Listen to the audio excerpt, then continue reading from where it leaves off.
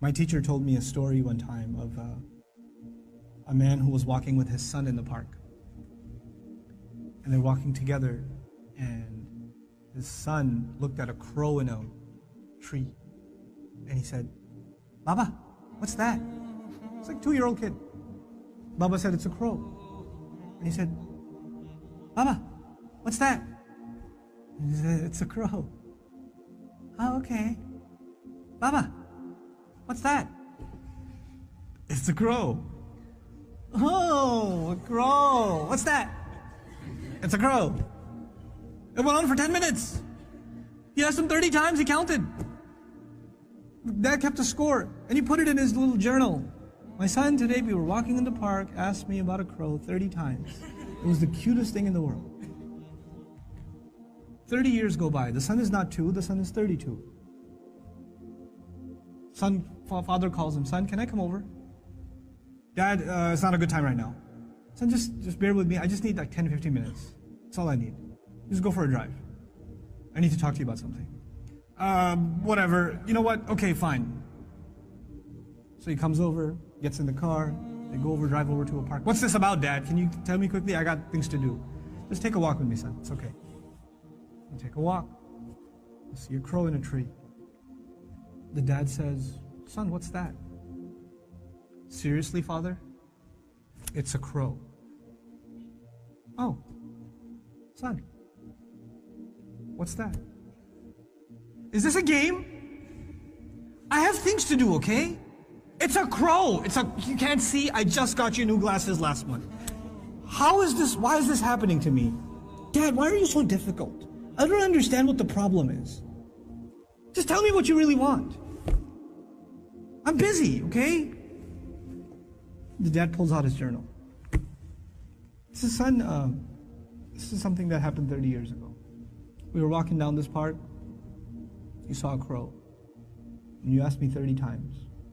And I gave you a smile every time. You couldn't handle twice. What are we giving our parents?" I'm not even bringing Allah into the picture. The fact that Allah mentioned Himself and then mentioned His parents is, you think about that. What have they done for us and what have we done for them? What have we done for them? How many parents leave, like their children are in ICUs, and they stand there and hovering over this little glass box with a baby inside, 24 hours a day, 7 days a week, standing in a hospital, not even sitting down, standing in a hospital. Like feeding off of like vending machines. And that same kid grows up and doesn't have the time to call. That same kid. You know? How many mothers almost died giving birth? Almost died giving birth. And now it's so difficult to respond to her call. Or to just give her just a couple of minutes a day. Just let her feel a little important.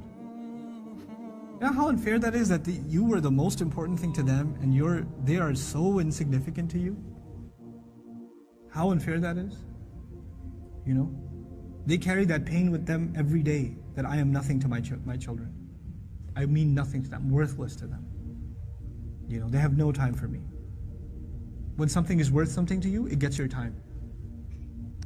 Most of you at this age, you want to just get away from your parents. You just want to be with your friends. You want to be on your own. You just don't want to be with your parents. You know?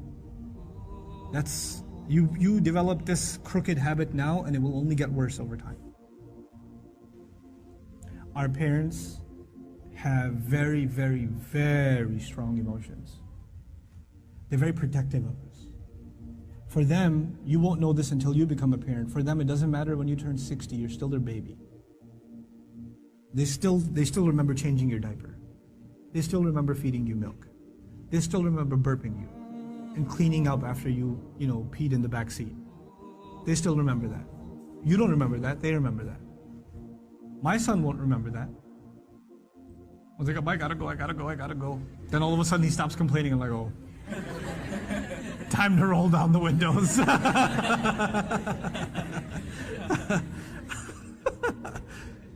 You know. Then he starts talking about what toy are we gonna get for Eid. I'm like, oh, okay. This has not been a good day for the car. But when he's graduating college and when one day he's getting married and one day he has his own, he's not going to remember that. But guess who'll never forget? I'll never forget. I'll never forget carrying him into a bathroom, cleaning him up, changing his clothes. Abba, put the Spider-Man pajamas on. He won't remember any of that. I will. I will. And that same kid, when he's talking back to me one day, when he's telling me, Dad, I just don't understand you, okay? I don't have time right now. And he does, it's gonna hurt, man. It's gonna hurt.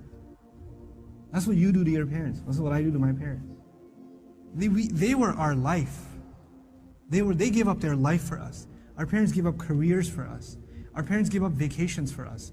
Our parents gave up friends for us. You know that? I know that now. I didn't know that then. They had their entire life planned until you came along. And then you became their plan. You became everything. What have they done for you and what you give them back is so unfair. It is so unfair. My dad's so annoying, my mom's so this, they're always mad, they're never happy, they're this, they're that. What are you? What about you?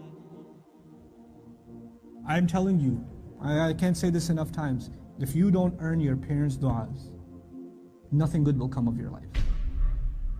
Nothing good will come of your life if they're not happy with you. If you haven't done everything you can to make them happy. And never give them, you haven't, in all honesty, sometimes parents can be unfair. They're human beings, they can be unfair too.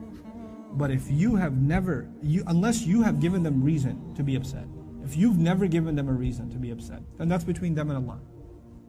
But if you have given them a reason, and you have to ask yourself, it's bad. It's really, really bad.